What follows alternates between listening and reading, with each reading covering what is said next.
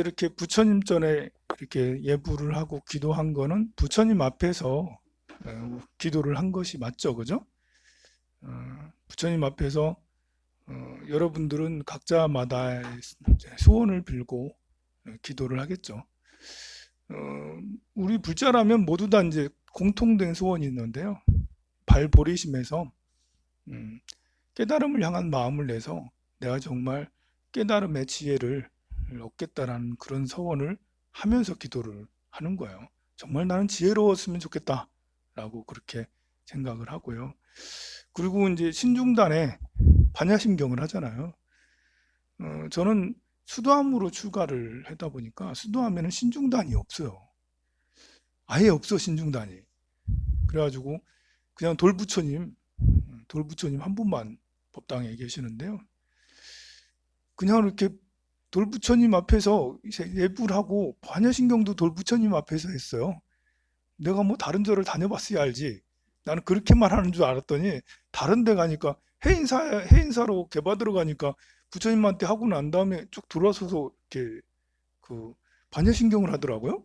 뭐지? 하면서 이제 그랬는데, 그리고 이제 낮에는 이렇게 새벽에는 새벽 기도를 하고 낮에는 공양간 가가지고 행자니까 이제 그 설거지 같은 거 도와주고, 음식은 뭐 많이 못했지만 공양주 보살이 있고 채공보살이 있어서 옆에서 보조만 이렇게 해주고 그랬는데요.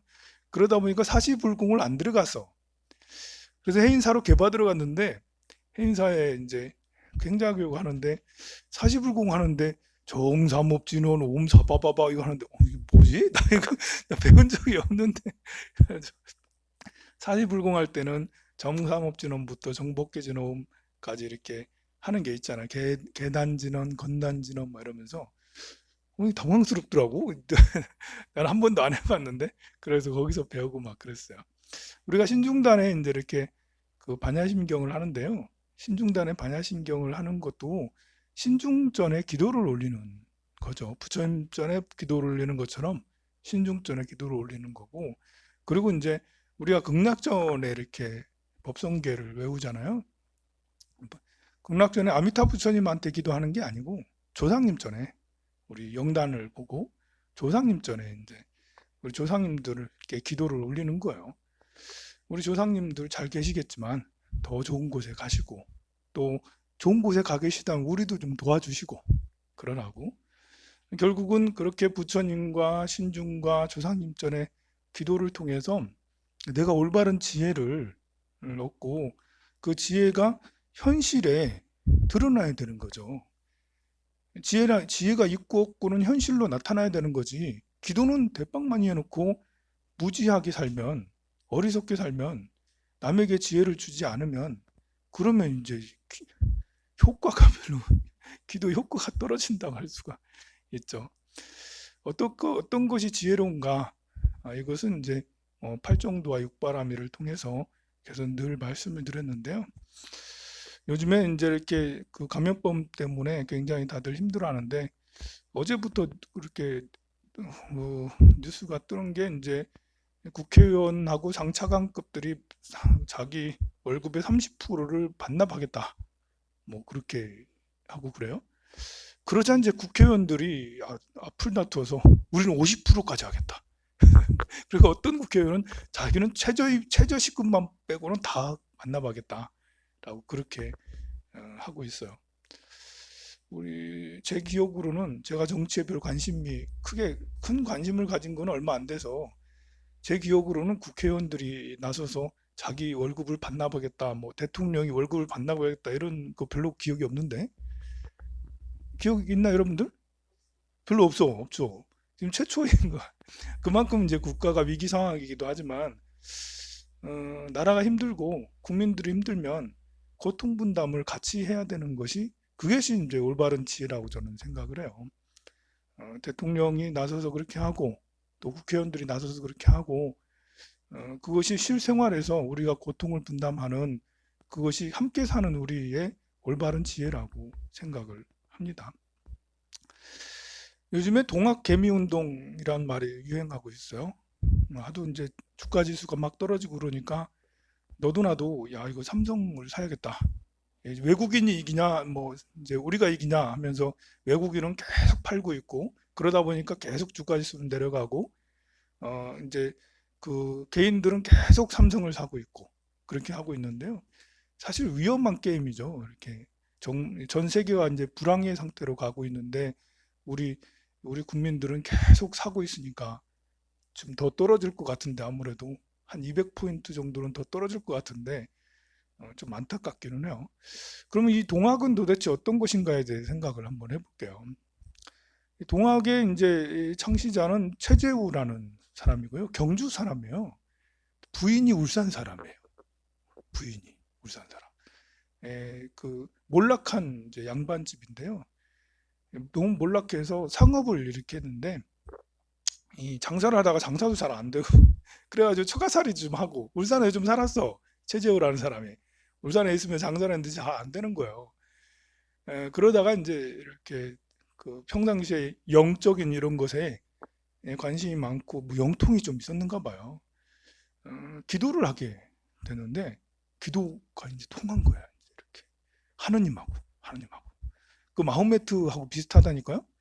마호메트도 장사꾼이었는데 장사 막 하다가 장사하는 그 자기 집 상전 엄마 아줌마 있잖아 아줌마 그 아줌마랑 결혼하게 된다니까요. 나이가 한 20살 정도 차이 날 거예요 마호메트는. 근데 요거는 이제 그 정도는 아닌데 어쨌든 그 부잣집 부잣집 여자랑 결혼하면서 일거리가 많이 줄었잖아. 그래가지고 마호메트는 산에 가가지고 기도를 하게 되는데 거기서 하나님 말씀을 그 여호와의 말씀을 아니 알라의 말씀을 대천사 가브리의 말을 이렇게 쫙 듣고 그때부터 이제 막 이렇게 하고 한 거죠. 최재우도 좀 그런 형이라 할 수가 있겠죠. 그러다가 이제 포교 활동을 하게 됐는데 너무 신기하게 사람들이 너도 나도 동학을 막 이렇게 처음엔 동학이라고 안 했다가 이렇게 양반들한테 차별을 당해요. 당시에 그 서학이라고 해가지고 서양에서 들어온 학문하고 천주교 박해 이런 것이 있었거든요. 대원군이 이제 뭐 집권해서 병인박해 하면서 엄청나게 박해할 때예요. 그때 같이 몰려가지고 양반들이 별로 안 좋아하지. 왜냐하면 신분제 철폐를 주장했고 인내천 사상을 주장했으니까요. 그래서 양반한테 몰려서 이제 외도로 취급을 받고 서학처럼 취급을 받았던 거예요. 우리는 서학이 아니다. 우린 동학이다. 이렇게 이제 우리 동쪽에 우리 전통 학문이다. 전통 종교다라고 이렇게 해서 동학이라고 했다라고 그래요. 이 박해의 대상이 됐지만 그걸 오히려 더 신도들이 더 많아진 거야. 관에서 공식적으로 인정을 해줬다라고. 그래서 그런지 관에서 공식적으로 쟤는 나빠 이렇게 해서 그래서 그런 건지 더 신도들이 더 많아졌다라고 그래요. 신도들이 많아지자 포접제를 실시하게 돼. 그러니까 각 지역에 접주를 두고 그 사람을 중심으로 해서 활동을 하게 되는 거죠. 그것이 너무나도 신기하게 전국으로 확산이 됐어요. 참 종교라는 건 참 연구해 보면 신기하더라고요. 조선시대 아니 그 일제시대 때도 이제 차천자라고 해서 보천교가 막 이렇게 한 600만 명의 신도를 거느리고 엄청나게 활동을 했었는데 동학도 일어날 때 부흥을 하는데 막 정말 눈덩이 불듯이 부흥이 됐어요. 나라가 어렵고 그때 당시 탐관 오리들이 엄청나게 판을 치고 그럴 때거든요. 그러니까 국민들이 힘드니까 종교에 귀의를 하는 사람들이 많았던 거예요. 그 다행히 이제 대원군 시절은 그 나름 국가가 안정이 돼 있었어요. 대원군이 들어오면서 서원을 전부 다 철폐하고 또 세금도 양반한테 안 걷던 그 세금들도 양반들한테 다 걷고 이렇게 그 안동김 씨나 이런 외척 세력들도 풍량족시 안동김 씨도 이제 많이 이렇게 정리를 하고 국정이 많이 안정이 됐거든요. 그런데 민비가 이제 이렇게 그 최익현하고 서로 짜면서 최익현은 당시에 사림의 우두머리였거든요. 이렇게 그러면서 대원군을 밀어내고 고종이 이제 다시 제 실력을 찾으면서 민비가 이제 등극을 하게 되는 거예요. 정치권에 막 나오게 되죠. 그때부터 민중의 생활이 더 힘들어진 거예요. 왜냐하면 옛날 안동김씨, 풍량접시 해먹은 건 해먹은 것도 아니야. 정말 많이 해먹었거든요. 안동김씨가 전 국가를 통해 뭐 이렇게 매관매직을 했으니까. 근데 얘들보다 더 많이 하는 거예요. 민씨 일가가. 그러니 전국에 있는 농민들은 정말 죽어나는 거죠. 죽어나. 아마 그렇게 나라가 힘들고 그러니까 종교가 더욱더 이렇게 커지게 됐는데요. 동학이 이제 이렇게 그 사건화가 된 것은 전라도 고부 지방에 일이 있었어요. 바로 전봉준이 딱 들고 일어난 거죠. 우리 이제 녹두꽃, 녹두장군 정봉군, 새야 새야 파랑새야 하는 노래 알죠? 새야 새야 파랑새양 이런 이거 어렸을 때 여러분들 많이 듣고 많이 불렀을 거예요. 이게 녹두장군 전봉준을 기념하는 노래예요. 전봉준이 키가 작았대. 키가 조그만했는데 당차고 그 장군이잖아요. 본래 이제 그 좀 서민인데 그 동학을 다 접주였기 때문에 다 이끌고 하니까 굉장히 이렇게 그 파워가 있었는가 봐요. 그래서 녹두장군이라고 그랬대. 녹두장군. 전봉준의 아버지가 고부라는 지역에 살고 있었는데요. 그때 고부에 이 그 조병갑이라는 고부 군수가 그 있을 때인데 그 사람이 너무 이렇게 착취를 많이 하는 거예요. 게다가 이제 댐을 하나 짓자, 보를 하나 짓자 해가지고 고부 군의 사람들을 다 이렇게 데려가지고 댐을 이렇게 저수지를 줬는데 너무 요구하는 게 많아서 지역의 어르신들이 관아에 가가지고 이제 좀 그만 좀 해달라고 사정사정했대. 근데 고부 군수가 기분 나쁘다고 반항했다고 그 노이 어르신들을 전부 다 곤장을 몇 대 쳐서 보냈네. 곤장 맞다가 전봉준의 아버지가 돌아가신 거예요. 그러니 이제 원수가 맺히는 거지. 피가 맺히는 거지. 전봉준 복수의 심이 막 타오르면서 당시에 그 지역의 고부 지역의 동학의 접주였거든요. 전봉준이. 그래서 이제 군대를 모으고 동학인들을 모아서 이렇게 그 당시 옆에 있는 뭐 전주성 같은 이런 성을 이제 관할을 이제 침공해서 무기를 빼앗고 그리고 곡식들을 관아에 있는 창고에 있는 곡식들을 다 이제 민중들한테 다 골고루 나눠주게 된 거야. 그래서 이 관아 저 관아 저 관아 가다가 나중에는 결국은 전주성까지 이렇게. 그 당시 전라북도 지역은 전주가 제일 그 도청 소재 지역으로 했으니까요. 제일 컸거든요. 전주성까지 이렇게 된 거예요. 근데 여기서부터 참 이때부터 참 우리나라가 이제 큰일 난 거예요. 동학 농민운동은 그야말로 밀란이지만 14개 조항이 있는데 14개인가 몇 개 조항이 있는데 굉장히 이렇게 개혁적이고 신민혁명 같은 그런 조항들이 많아요. 좋은 뜻으로 한 거거든요.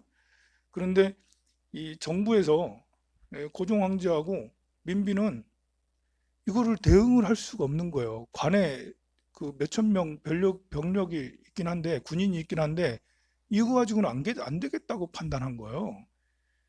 그래서 결국은 뭘 했냐면 청나라에다 원군을 요청했어요. 아니 우리나라에 밀란이 이렇게 있는데 청나라에게 좀 와서 좀 우리나라 사람 좀 죽여주세요. 이 말인 거잖아. 아니 그 우리나라 관에서 이제 어떻게 협상을 하든지 뭘 하든지 최소한 죽이지 않고 뭐 이렇게 그 일을 벌리지 않고 이렇게 해야 되는데 그렇게 할 생각을 하지 않고 민비가 그 고종이 그런 생각한 게 아니라 민비가 그런 생각을 했어요. 민비가 청나라에게 원군을 요청을 했어요.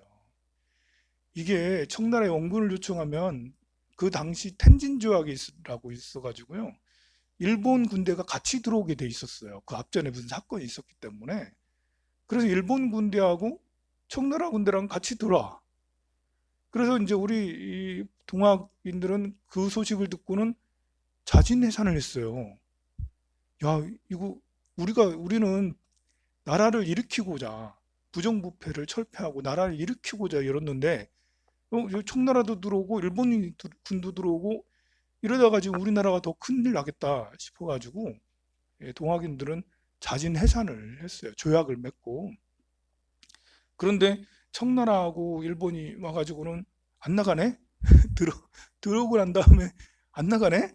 나가야 되는데, 동학이 이제 해체가 됐으니까 나가야 될 거 아니에요. 원군이 왔으면. 근데 안 나가고 버팅기는 거예요. 특히 일본 애들은 아예 경복궁을 침공을 해버려. 경복궁을. 그래서 그, 그, 이렇게 왕하고 왕보종과 민비를 포로로 하면 그렇고 가둬놓고 이제 그렇게 있었단 말입니다. 그리고 청나라가 이제 기분 나쁘지. 청나라는 그 조선을 속국으로 생각하고 있었는데 일본 지들이 뭔데 해가지고 결국은 청일전쟁이 벌어지게 되고 막 그래요. 그리고 그 전에 청일전쟁 벌어지기 전에 동학 해산했던 동학인들이 다시 들고 일어나서 저 없애야 된다. 이제 다 몰아내야 된다고 갔다가 우금치 전투에서 몇만 명이 그냥 싹 다 몰살을 당해요. 왜냐하면 당시에 그 우리 동학인들은 무기가 죽창이야. 무기가 죽창 가지고 뭘 어떻게 해요? 그래. 총, 그리고 일본인들은 따발총. 당시에 따발총 엄청나게 큰 따발총이 개발이 됐었는가 봐요. 그 따발총으로 다다다다 쏘는데 우리는 죽창 가지고 이렇게 그래서 일본인들은 거의 몇 명 죽지도 않고요. 우리 동학인들은 몇만 명, 3만 명, 5만 명이 그 자리에서 우금치에서 다 죽었어요, 보면. 그 이외에 여러 번의 그러자 이제 다른 저 북쪽 지역의 동학인들도 들고 일어나서 이래로는 안 된다 해가지고 밀란을 또 일으켰는데 역시 거의 대부분 다 죽고 예, 결국은 실패한 농민운동이 돼버렸어요. 근데 이제 동학이 그렇게 되면서 그 일본인들이 이제 이렇게 들어오고 청나라가 서로 대치를 하면서 이렇게 그 청일 전쟁이 일어났잖아요. 거기에서 일본이 이기게 돼요. 일본이 정말 1868년 메이주이신이라고 메이주이신이 있은 후로부터 개혁 개방을 하고 엄청나게 이제 성장을 하게 되는데 30년 만에, 20년 만에 그냥 이제 제국이 된 거예요. 2, 30년 만에 그냥 엄청나게 크게 성장해서 청나라도 밀어버려 이길 정도로 됐죠. 나중에 몇 년 한 10년 정도 지나서 러시아랑 싸워서 러시아를 또 이겼어요.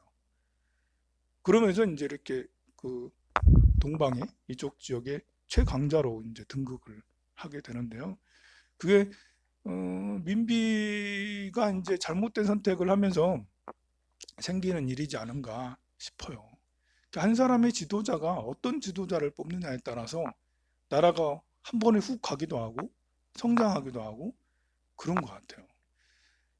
그거는 뭐 이렇게 울산시도 마찬가지죠. 울산시의 시장을 누구 뽑느냐에 따라서 시가 발전을 하고 시가 훅 가버리고 중구청에 누구를 뭐 국회의원이나 구청장을 누구를 뽑느냐 해서 성장하거나 훅 가거나 그렇게 된다라는 게 참 한 사람의 인물이 얼마나 중요한지를 우리가 알 수가 있어요.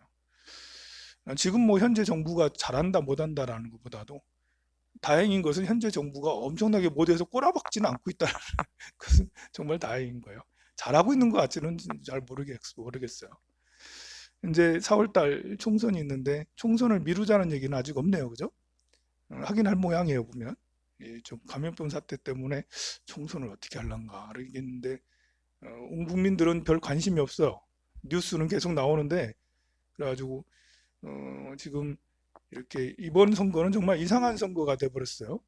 이번 선거는 전부 다 위성정당을 하나씩 만들어가지고 통합당도 위성정당, 미래한국당 위성정당 만들고 민주당도 위성정당 하나 만들어가지고 뭐 이제 더불어시민당 이런 걸 만들고 하는데 왜 그런지를 사람들이 모를 것 같아 아무래도. 저 사람들 지금 뭐 하는 거지? 왜냐하면 지금 우리는 지금 감염병 때문에 죽겠고 장사 안 돼서 죽겠고 뭐 지금 뭐 힘들어 죽겠는데 정치권에서는 저 지금 뭐 하고 있는 거지? 근데 사실은 굉장히 또 중요한 것이기도 해요. 선거법이 바뀌면서 이렇게 비례 대표에 대한 이런 비례 그 국회의원에 대한 비중이 굉장히 높아졌어요. 그런데 여러 개의 야당, 작은 야당들이 몇 개 있잖아요, 지금. 그 야당들하고 이렇게 거대 정당 두 개랑 서로 이제 회의를 하면서 굉장히 작년 연말에 회의를 오랫동안 했었죠. 계속 해왔는데 선거법 개정을 위해서. 근데 선거법 개정을 하긴 했는데 엄청난 오류가 생긴 거예요. 이제 비례를 더 키우는 것은 좋아요. 왜냐하면 저는 비례대표가 더 많아지는 것을 찬성하는 사람이거든요. 왜냐하면 국회의원들이 전문성이 없는 국회의원들이 국회에 가가지고 입법을 해봐요. 우리 이제 중구의 국회의원 이제 이렇게 정 국회의원 지금 계시고 이제 예, 어쩌면 이제 새로 또 박성민 이제 청장이 국회의원 된다고 나오셨어요. 그리고 우리 정인 국회의원이나 김기현 국회의원이나 뭐 이렇게 그또그 뭐지 또 여러 명 국회의원들 있잖아요. 정 뭐야 이렇게 내가 이름들을 잘 몰라서 기억이 잘 안 나서 이런 국회의원들이 가만 보면 자기의 전문적인 분야가 뭐지? 남구에 있는 국회의원들의 전문 분야는 뭐지? 북구에 있는 국회의원의 전문 분야는 뭐지? 사실 법을 만들면 그 분야의 전문가가 돼야 되는 거거든요. 의료 분야의 전문가, 법 분야의 전문가, 경제 분야의 전문가, 뭐 사회복지 분야의 전문가. 물론 보좌관들이 다 그렇게 해서 만들지만 그래도 국회의원들이 개념이 있어야 되는데 그래야지 입법을 많이 할 거 아니에요. 좋은 법을 많이 만들어서 펼칠 거 아니에요. 그런데 지금까지 국회의원들은 그냥 지역에서 유력인들이에요. 지역에서 유지거나 유명한 사람이거나 이런 사람들이 국회의원을 해왔다고요. 그러니까 이 법이라는 게 이제 전부 다 주먹구구식으로 만드는 것이 엄청나게 많은 거예요. 제대로 된 법이 없어요. 그래서 만든 제도가 비례 제도예요. 그 뭐 이렇게 복지 분야의 전문가, 뭐 경제 분야의 전문가, 뭐 정치 분야의 전문가, 이런 각 또 그 중소기업의 전문가 뭐 이런 거 있잖아요. 그런 사람들을 이렇게 비례대표로 뽑아서 그 사람들을 당선시키자라는 게 비례의 취지거든요. 그러니까 이 시민대표 얼만큼 또 이렇게 각 분야의 전문가 대표 누구누구 이렇게 하면 국가 발전을 하는데 굉장히 큰 그 도움이 되잖아요. 그래서 비례를 만들었는데 이번에 비례대표 선거 그 제도가 좀 이상하게 꼬이는 바람에 위성정당을 만들어야지 그래야지 비례대표를 많이 자기 국회의원으로 선출할 수 있는 그런 이상한 법을 만든 거죠. 처음에 만들 때는 이렇게까지 될까라고 누가 이렇게까지 하겠냐 양심이 있지 세상에 위성정당까지 만들어서 비례를 만들 거라고 아무도 이렇게 생각을 안 했는데 그 법이 만들자마자 이제 바로 위성정당 만들겠다라고 바로 했고 안 만들 것 같은 민주당도 우리도 만들지 그러면 또 당할 수가 없으니까 민주당도 안 만들 수가 없는 게 안 만들면 자기들이 한 30표, 2, 30표는 받을 수 있는데 못 받고 많아봐야 7표밖에 못 받는 거야. 아무리 우리가 민주당을 전 국민이 30%, 40%가 다 민주당 비례대표를 뽑아도 7개 이상을 받을 수가 없는 거예요. 그러니 야 이래서는 안 되지 해서 다른 그 위성정당을 만들게 되는 정말 양심 없는 놈들이지만 뭐 이렇게 키울 수 없는 그런 거예요. 그러자 이제 비례만을 위한 정당들이 몇 개 나타나 아마 이제 국회의원을 안 만들고 우리는 비례만 하겠다고 열린 민주당 같은 데는 비례만 이렇게 하겠다라고 그렇게 얘기를 하는데요. 잘 그 4월 13일 날 선거를 잘해서 저도 마음의 결정을 못했어요. 누구를 찍어야 되고 비례는 어디를 해야 될지 아직 며칠 남았잖아요. 비례가 정말 중요합니다, 여러분들. 비례를 누굴 뽑느냐가 참 중요하고 우리 중구를 울산을 정말 발전시킬 수 있는 사람이 누굴까? 지금뿐만 아니라 5년 후, 10년 후까지도 내다보고 지금은 이 사람이 더 나을 것 같아. 근데 이 사람은 5년 후, 10년 후까지 더 나은 울산을 만들까? 이런 것도 생각을 해봐야 되죠. 이쪽 경상도 지역은 선택권이 별로 없어요. 선택권이. 왜냐하면 잘난 사람은 다 한쪽 당이고 나머지 당에는 오합지졸들이 모여 있어가지고 저 사람을 믿을 수가 있어야지 이렇게 돼 있거든요. 참 안타깝. 인재가 없어. 인재가 이제 다른 한쪽 당 말고 다른 당은 인재가 없어. 그렇지만 여러분들이 잘 선택하기 바랍니다. 자칫하다가는 이제 민비 같은 그런 인물들이 나타나면 안 돼요. 민비는 처음에는 굉장히 명석해서 자기 시아버지를 쫓아냈어. 자기 머리를 잘 굴려서 시아버지를 쫓아내고 대원군을 쫓아내고 자기가 이제 자기 남편을 딱 내세웠죠. 근데 쫓아내는 방법이 너무 기분 나빠. 뭐냐면 당시에 유생들이 대원군을 싫어했거든요. 서원을 다 철폐했죠. 서원을 철폐하니까 이제 유생들이 돈 들어오는 돈줄이 마른 거예요. 그리고 세금도 안 내던 세금을 대원군부터 세금을 내게 했으니까 유생들이 불만이 막 나왔어요. 그런데 민비가 이제 유생의 대표, 사림의 대표 최익현한테 얘기를 해서 상소를 올려라. 상소를. 고종이 20살이 넘었잖아. 이제 20살이 넘었으니까 고종이 친정을 해야 된다. 고종이 그 정치를 해야 된다라고 하는데 거래를 했어요. 최익현하고. 그 세금 면제해 줄게. 대원군이 세금 내게 해가지고 대원군이 잘못한 것도 있는데 잘한 게 몇 개 있어요. 왕권을 강화시켰고요. 전 국민이 다 세금을 내게 했어요.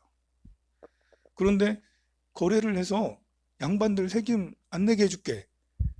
그렇게 하고 들어가니까 최익현이 접수하고 우리가 상서를 올리고 상서를 빗발치게 하게 해가지고 결국은 고종이 이제 나이가 20살이 되자 자동적으로 대원군은 이제 대리청정에서 내려오게 됐는데요. 그때부터 이제 그 민비는 우리 여성들 정말 문제가 좀 있어요. 우리 박보살도 전 대통령 박보살도 자꾸 우주 얘기를 했고 기운 얘기하고 막 그래가지고 이상한 무속 비슷하게 막 그랬잖아요. 근데 이제 민비도 무속을 너무 좋아해. 무속을 너무 좋아해가지고 구술 뭐 매일같이 구슬 했고요. 자기 아들 낳게 해달라. 아들 낳고 나서는 아들 건강하게 해달라. 뭐 나중에 청일전쟁 있잖아요. 민비는 청나라에게 여러 번 도움을 받아요. 그래서 청일전쟁을 할 때는 구술하기도 하는데 청나라 이기게 해주세요 제발. 그런 국까지 했다니까요. 청나라 이기게 해주세요 제발 좀 구술하는데 이렇게 비용을 적게 들지 않죠. 엄청난 비용이 들잖아요. 그뿐만 아니라 전국에 사찰에 쌀을 막 투하를 해. 막 쌀을 뭐 보시를 불사를 엄청나게 해대는 거예요.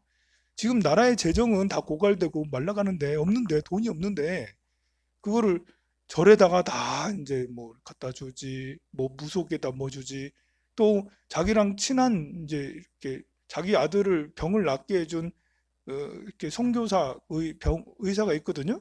그 의사한테 몇백만 원 당시에 1년 예산이 1,100만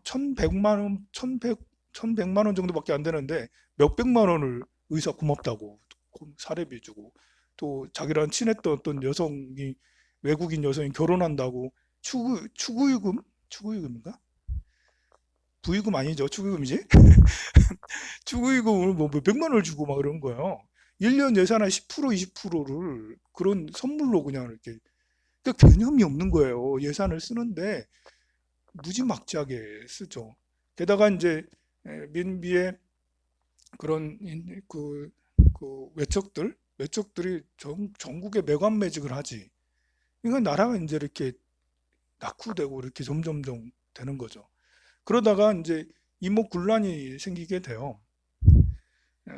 무슨 말이 뭐냐면 이게 뭐냐면 군인들한테 13개월이나 월급을 안 준 거예요. 재래식 군인들한테 신식 군대 말고 별기군 말고 재래식 군인들한테 13개월 동안이나 월급을 안 줘. 아니 한 달 안 줘도 문제인데 1년 넘게 월급을 안 준 거예요. 혹시 이만큼 나오잖아요. 무슨 일이 일어날 것 같으니까 월급을 쌀로 주긴 줬어. 근데 집에 가서 보니까 쌀반 모래반이야. 야, 이래가지고 이제 군인들이 들고 일어났어요. 그래서 이제 민비 잡아라 이러면서 군인들이 경복궁 들어가가지고 다 이제 신식군대 다 조지고 민씨 일가들을 다 조지고 민비를 잡아라 했는데 민비가 도망을 갔어요. 한강을 건너서 이제 복장을 좀 이제 하고 난 다음에 저 이제 장호원까지 이천까지 쭉 도망까지 갔어요. 거의 죽을 뻔했죠.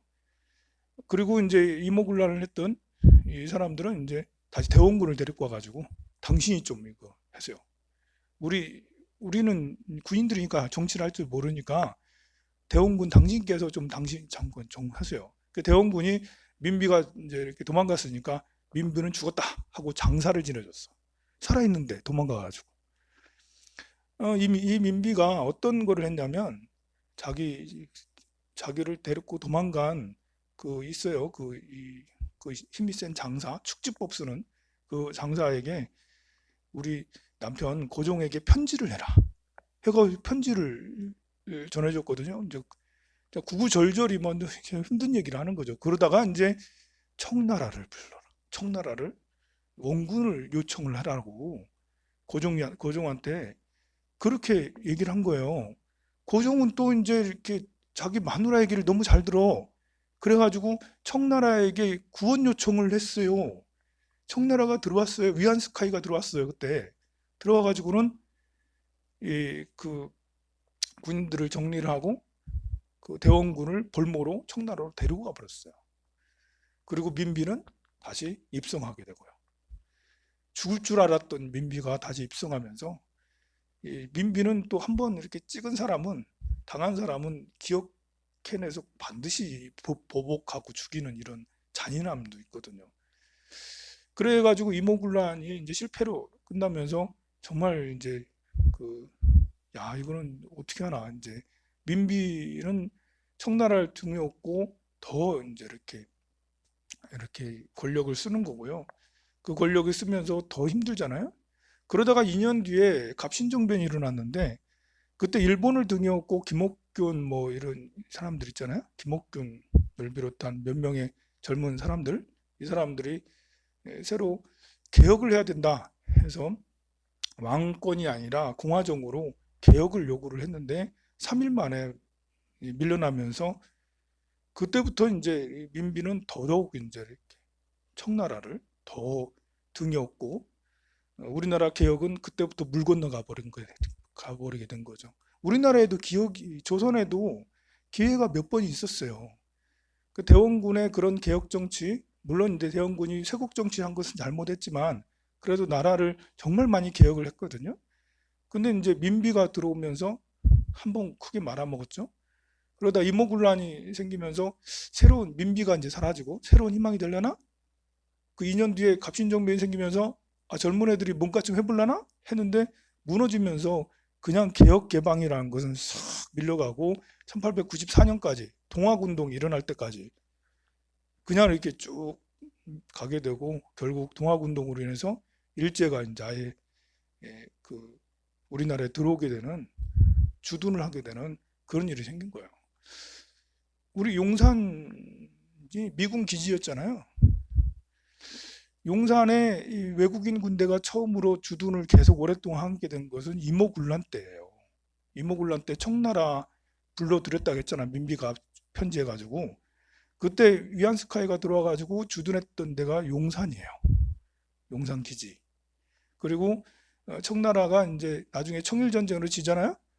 일본하고 져서 일본이 그 용산 기지, 용산에 주둔을 했고요. 계속해서 이제 그 이후로 일본이 계속 거기 서울에 있는 기지로 삼았고 나중에 일본이 물러가고 미군이 들어와서 미군 기지로 계속 삼았던 거죠. 최근에 이제 미군이 평택으로 이제 이사를 가면서 드디어 이제 외국 군대가 용산에서 벗어나게 됐는데 그게 벌써 130년, 140년 동안 미군은 그 용산 기지는 외국 군인들이 계속 주둔하고 있었던 좀 뼈아픈 역사를 알 수 있죠. 민비는 나중에 다들 알다시피 이렇게 시해당하는데요. 일본의 낭인들에게 시해당했다라고 이렇게 알고 있잖아요. 일본 정부가 시켰겠죠. 아무래도 낭인들한테. 일본 정부가 이렇게 국모를 죽일 수는 없잖아. 그래서 일본인들이 잘 하는 게 있잖아요. 이상한 뒤통수를 치는 거 잘 하잖아요. 그래서 일본 낭인들을 깡패라고 그러는데 깡패가 아닌 것 같아요. 이래 보면 그 당시 낭인들의 사진이나 이런 것들이 있거든요. 근데 전부 다 이렇게 얼굴이 훤하니 부잣집 아들들이고 동경대 출신이고 뭐 대학 나온 애들이고 그런 아이들 중에 그런 청년들 중에 이제 칼 잘 쓰는 청년 뭐 이렇게 옛날부터 사무라이들이었으니까 칼 잘 쓰는 청년들이 서로 모여 있는 좀 귀족 집안들끼리 있는 그런 모임들이었더라고 보니까 걔들을 시켜가지고 이제 그 경복궁을 쳐들어가게 됐고요. 그 중에 이 우리나라 군인들도 포함이 돼 있었어요. 이제 일본에서 키운 군인이 좀 있었는데 해산이 됐다가 다시 이제 그 했죠. 어쨌든 이 민비는 참 그 일본인들이 죽여야 될 게 아니라 우리나라 우리나라 사람들이 이렇게 해야 되는데 일본인들이 그래서 정말 분한 일이긴 한데 정말 우리나라가 망하게 된 건 뭐 고종이 이제 그냥 갖다 바쳤긴 했지만 그것이 한 여인이 그렇게까지 너무 심하게 자기 생각대로 공정성이 없었던 거죠.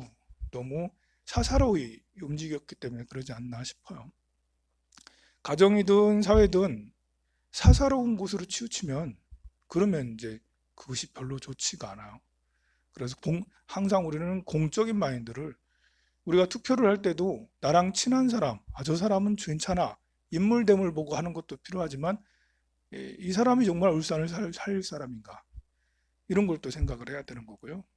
그리고 또 내가 다니는 사찰도 역시 마찬가지로 주지스님이 공심을 가지고 하고 있는지 또 내가 다니는 어떤 모임에서도 이 모임이 공심으로 이렇게 모임들이 있는지 물론 이제 재밌어서 자기들끼리 이제 놀려고 하는 모임은 당연히 이제 사적으로 가게 되지만 이렇게 아무리 사적인 모임도 공심이 포함된 것이 있어야 되겠죠. 사회적 기부라 아니면 사회적 봉사 이런 것들을 겸해서 하는 그런 사적인 모임이 돼야지 그 모임에 다니는 내가 보람이 있게 되는 걸 알 수 있습니다.